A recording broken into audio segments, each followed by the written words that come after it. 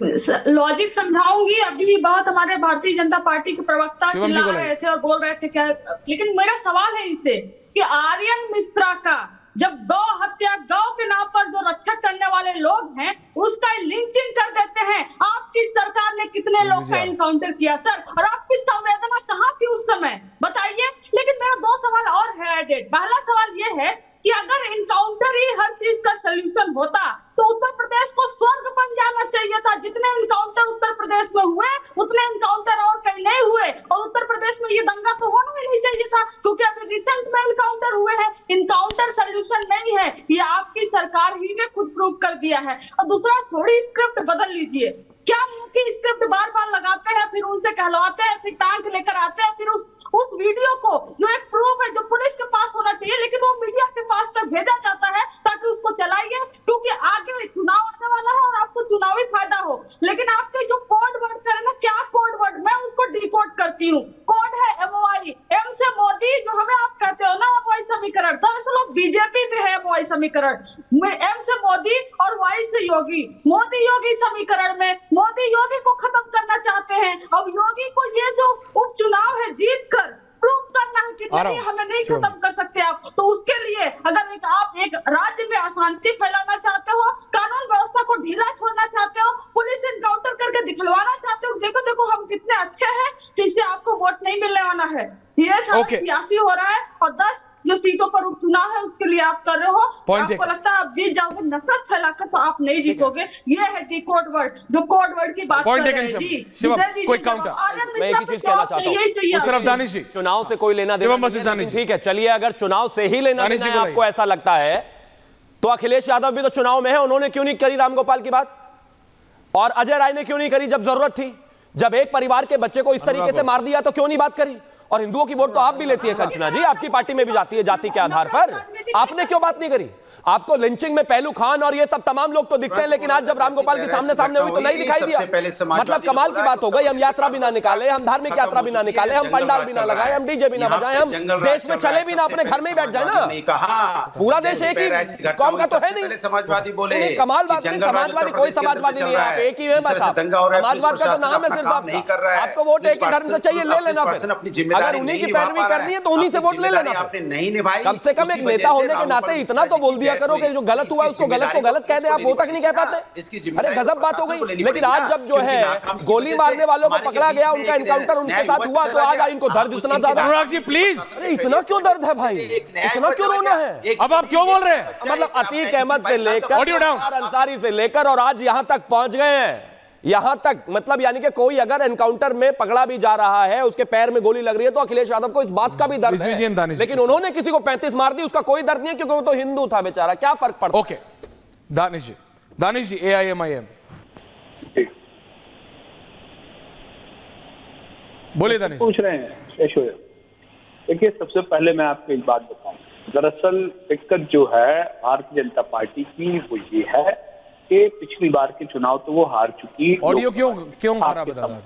दादा आपका ऑडियो बहुत खराब आ रहा है, ठीक करा के वापस आ रहा हूँ।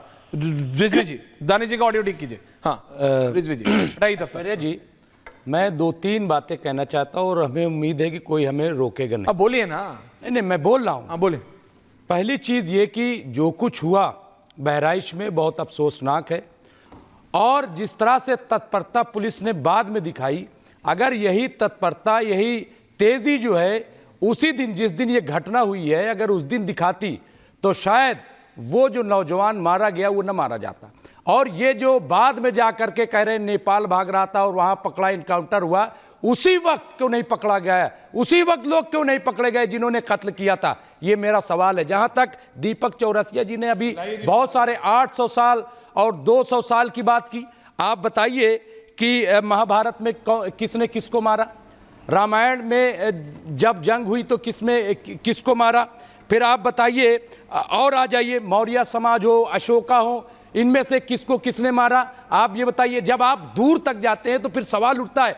अभी आ जाइए, आप बताइए बिल्किस बानो के साथ जो कुछ हुआ और उनके रेपिस्टों को किसने इस्तकबाल किया, किसने स्वागत किया? और आइए आप बताइए हमें, पहलू खान को कुल्हाड़ी से काटा, किसने काटा? और आइए, इखलाक को किसने मारा था, किसने मॉब लिंचिंग की थी? और आइए, नासिर और जुनैद को किसने जला करके मारा?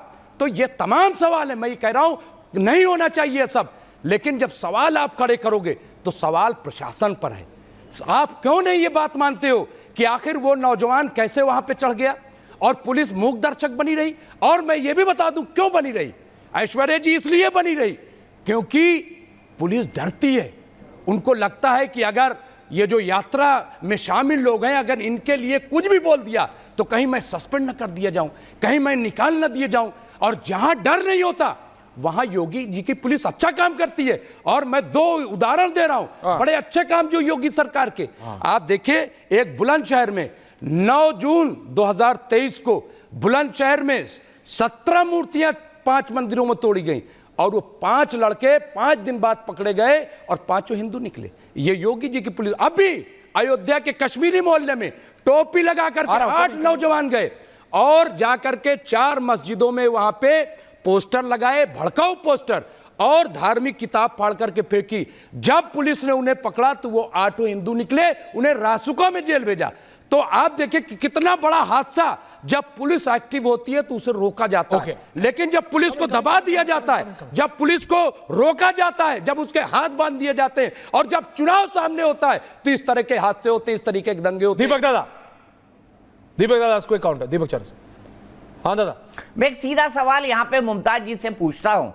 मुमताज जी, कन्हैयालाल दर्जी का भी एग्जाम्पल दे देते हैं। जब आपने जुनैद का दिया था उसके साथ साथ कन्हैयालाल दर्जी का भी दे देते ना। ये भी बता देते कि कौन लोग हैं आप बीच में नहीं, वो कोई नहीं जो नमाज के बाद एक साथ निकलते हैं, जो नमाज के बाद एक साथ निकलते हैं और इस प्रजातांत्रिक देश में, दुनिया के सबसे बड़े लोकतंत्र में सर तन से जुदा के नारे लगाते हैं।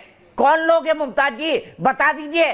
ये सर तन से जुदा के नारे का इस लोकतांत्रिक देश में क्या काम, बताइए।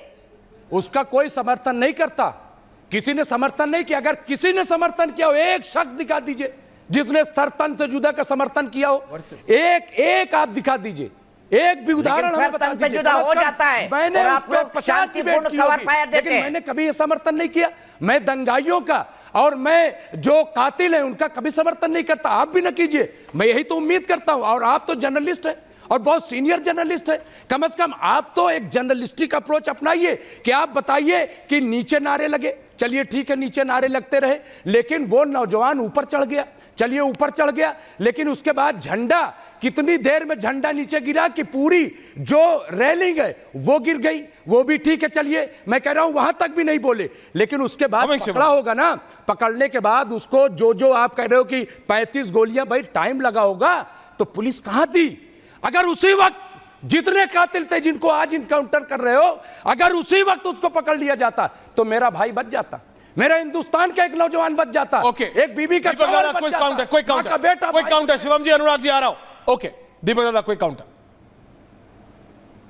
मैं सिर्फ एक ही लाइन बोलना चाहता हूं, मुझे बताइए, गणपति विसर्जन हो, दुर्गा विसर्जन हो, इस तरह के जुलूस में ऐसा तनाव क्यों होता है? ये भारत में परंपरा और प्रथा हो गई है।